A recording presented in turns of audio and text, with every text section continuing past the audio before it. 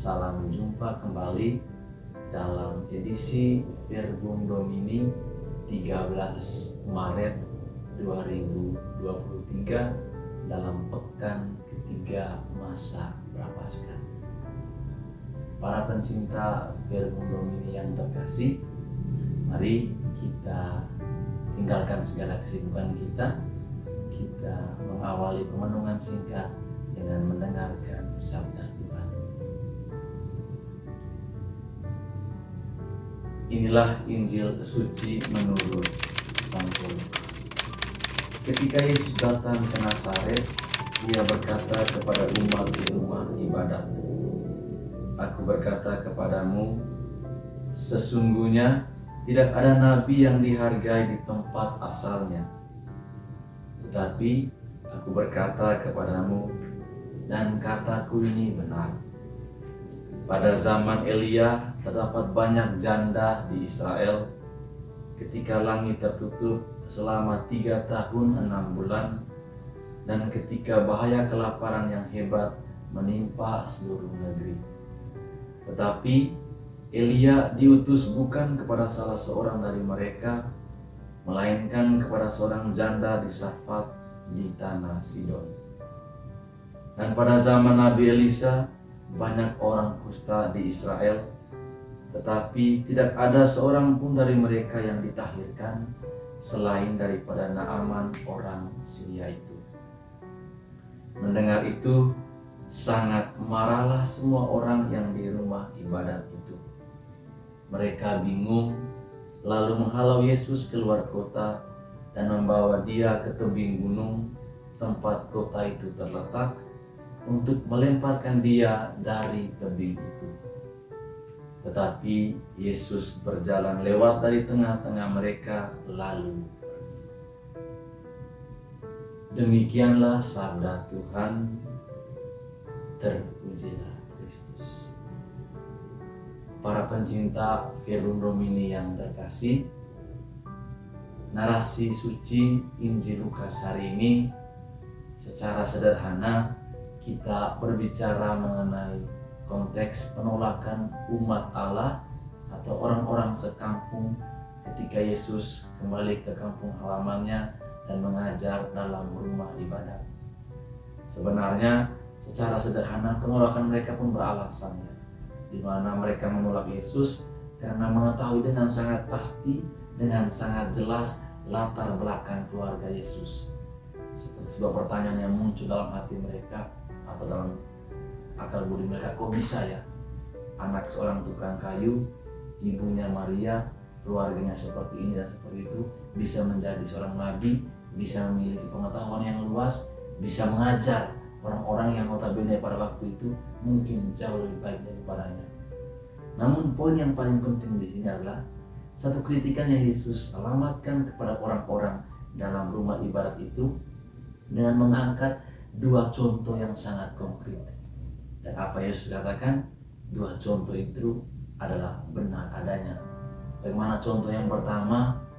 Nabi Elia saat kelaparan menimpa bangsa Israel, dia tidak pergi mengunjungi orang-orang Israel, tapi dia memberikan keselamatan, memberikan kehidupan kepada seorang janda Sarfat. Begitupun hal yang sama dilakukan oleh muridnya Nabi Elisa, menyembuhkan Naaman, seorang perwira dari Syria yang mengalami kusta. Sebenarnya pesan yang bisa kita belajar adalah mengapa orang-orang Israel yang dikontekskan Yesus dalam pewartaan Nabi Elia dan Elisa tidak mendapatkan keselamatan. Saya menggarisbawahi satu poin penting, yakni kesombongan spiritual.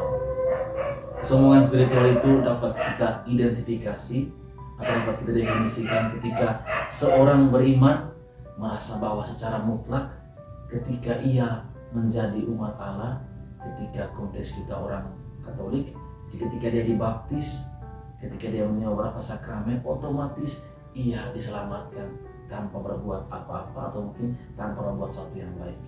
Tapi kita belajar dari bangsa Israel ataupun konteks Injil hari ini bahwa kesombongan spiritual yang dialami oleh bangsa Israel dalam konteks Nabi Elia dan Nabi Elisa sebenarnya mengajarkan kepada kita bahwa kesombongan spiritual bukan hal yang harus kita pertahankan, bukan hal yang harus kita hidupi. Orang Israel itu, konteks yang dibicarakan oleh Yesus, merasa diri bahwa mereka adalah umat pilihan Allah. Secara otomatis keselamatan itu adalah milik mereka tanpa ada perbuatan atau tanpa ada respon balik dari mereka. Buktinya keselamatan itu adalah milik orang asing, milik seorang janda di Safat, karena percaya kepada Yahweh yang saat itu hadir lewat diri Nabi Elia. Buktinya Naaman dengan satu konsolidasi iman yang ia bangun bersama dengan Nabi Elisa, ia disembuhkan dari sakit kusta. Jadi para pencinta firman Domini yang terkasih, kita belajar dari kedua tokoh yang diangkat Yesus untuk mengkritik orang-orang dalam rumah ibadatnya adalah yang pertama, tanggalkan kesombongan spiritual. Benar bahwa ketika dibaptis kita diinisiasi menjadi anggota resmi Gereja Katolik. Kita disatukan, kita mengambil bagian dalam tugas Kristus sebagai imam, nabi, dan raja. Toh itu semua tidak menjadi salah satunya tiket untuk kita diselamatkan. Mari kita belajar untuk rendah hati dengan ketika kita menjadi seorang Kristen yang taat, menjadi seorang pengikut Kristus yang patuh terhadap perintah Allah. Tidak hanya sakramen yang kita terima, sakramen baptis, krisma, ekaristi, dan lain sebagainya. Tapi setelah kita menerima semua itu sebagai sesuatu yang keselamatan, ingatlah bahwa dalam hidup harian kita perlu mengaktualisasikan pesan-pesan yang kita peroleh itu. Sehingga kita adalah pemilik atau kita adalah anak-anak Allah, jangan sampai kita menjadi orang asing di mata Allah. Sedangkan orang asing yang kita pandang di mata Allah menjadi tuan rumah yang mendapat hak keselamatan.